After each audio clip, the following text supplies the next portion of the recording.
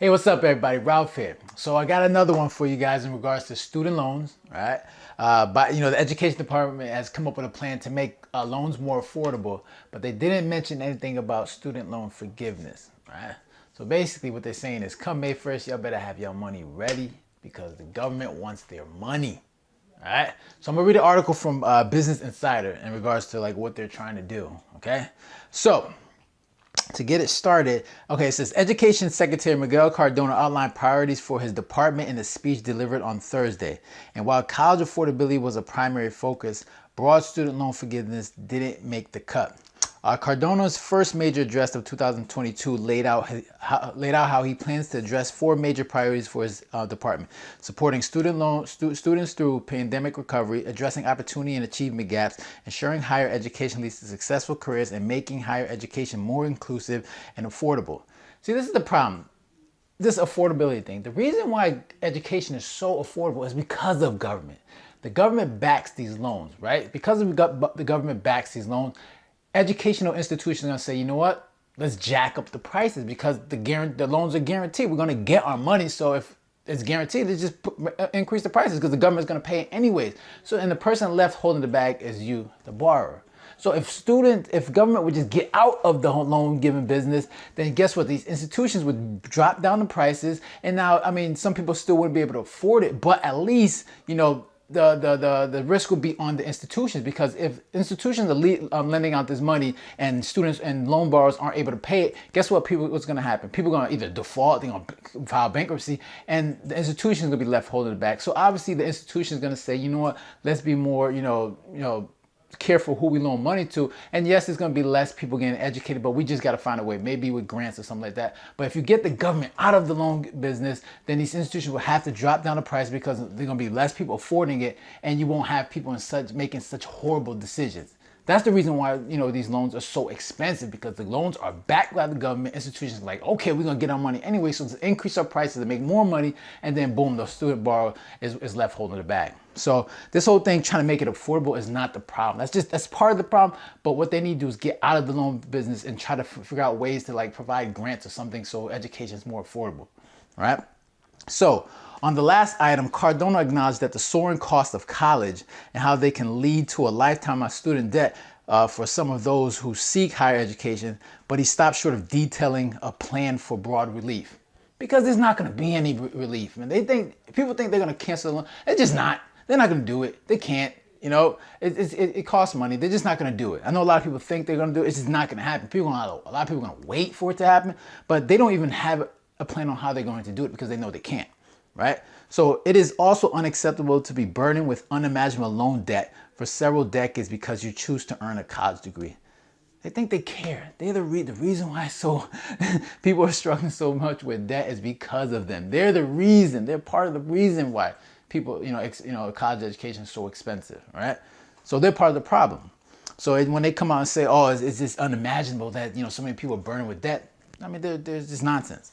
So he said during his address, today, too many talented Americans are choosing against enrolling in higher education due to the fear of debt and the feeling that college is out of reach, which is a smart move, because you shouldn't be taking on $100,000 debt for like a $50,000 job. That makes no economic sense. You shouldn't be doing that. You got a lot of people out here getting into $100,000 debt for degrees that are worthless. So you shouldn't be doing that. So if if people are choosing not to go to college, they're making smart decisions. So I think it's a smart thing to do. You just got to figure out another way to get educated. There are other ways. You can go to community college. All right. So Cardona continued, we maintain a posture of neglect when post-secondary education is out of reach for students and their families. This is un-American. So here's how Cardona says he plans to attack college affordability. So 1, continue providing targeted student loan relief to certain groups of borrowers, adding to the $15 billion already canceled for those defrauded by the for-profit schools and those with disabilities. For-profit schools, I mean, yes, that is an issue, but that's not the major problem. Like, I think it was like a few $1 billion that people have been frauded. We're talking about a $1.5 trillion issue.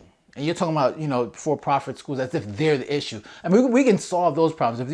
If a school is found, defrauding a student, a borrower, then obviously we can figure that out. But that's not the main problem. There are so many more people that are going to legit schools, but they are taking on degrees that don't net them a high paying job, and they're burdened with a whole bunch of debt. That's the issue. If anybody's being defrauded, it's the government defrauding these students with these loans. Like it's just not worth it, right? So. Number 2, enacting stricter enforcement on colleges that mislead and defraud borrowers. Okay. Ensuring borrowers have loan repayment options that match their financial circumstances. We already have that. All right, we have income-driven repayment plans. That's an option for a lot of people. If you're not making a lot of money, you can go to you can go to the website and figure out a way to get on the income-driven plan. So we already have that. I just think a lot of people don't know that or want to use that. So 4th, implementing long-term improvements to loan forgiveness programs like the Public Service Loan Forgiveness Program, and creating strong gainful employment rule to ensure borrowers have good job opportunities. Yeah, I mean, people have been waiting for loan forgiveness for a while. Some have been able to successfully do it, but a lot of people have been waiting. You got to wait years in order to get it. And I mean, some of these programs, I'm not even sure the percentage, but I'm sure the percentage is low for people that actually apply and get qualified for loan forgiveness. So clearly that's not working. And to finalize, Cardona has already begun to carry out reforms to PSLF, but President Joe Biden's campaign promises of $10,000 in student loan relief for every federal borrower when mentioned. So along with the $15 billion in relief Cardona referenced, Biden has also extended the pause on student loan payments 3 times. All right, with the most recent extension being through May 1st. And during that time, the Education Department prepared a memo on Biden's legal ability to cancel student debt broadly using executive action. But recently released documents found White House officials saw that the memo in April and are choosing not to release it. So like I said, these lawmakers want to figure out like how much power Biden has. And obviously the White House isn't releasing it because they're going to come to find out that they can only do so much. So that prompted 85 Democratic lawmakers on Wednesday to not only call on Biden to release the memo, but also cancel up to $50,000 in student debt per federal borrower before payments resume on May. The White House has responded to the letter by noting that no one has been required to pay a single dime in federal student loans under Biden, while adding that if Congress sends Biden a bill to cancel $10,000 in student debt per borrower, his campaign promised he would be happy to do so. It is unclear when or if federal borrowers will experience broad relief. When asked about the issue, Cardona has frequently said that conversations are continuing. And they're going to keep continuing because it ain't going to happen, on the issue. But he has not commented on the student debt memo and says he remains focused on the targeted relief he has already begun to carry out, along with ensuring everyone can access their education. Students say with a greater sense of urgency, we recommit to fulfill the promise to support you as you seek education that will give you the tools that you enjoy in life, liberty, and pursuit of happiness. Cardona said, let's go to work. All a bunch of nonsense. They're not going to do anything. They're trying to see how they can make it affordable, but they're not talking about how they can, cancel student debt, which they're probably not going to do.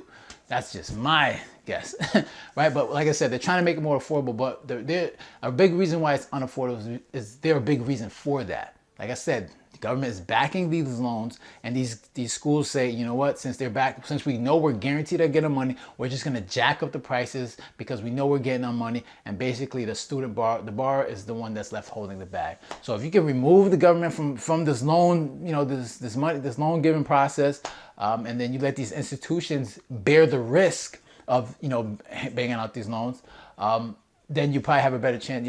People will be more, responsible when it comes to, or more educated, and be like, all right, you know what? This is what I need to do in order to make sure they pay these loans. And you will see these institutions not loan out to people that don't qualify.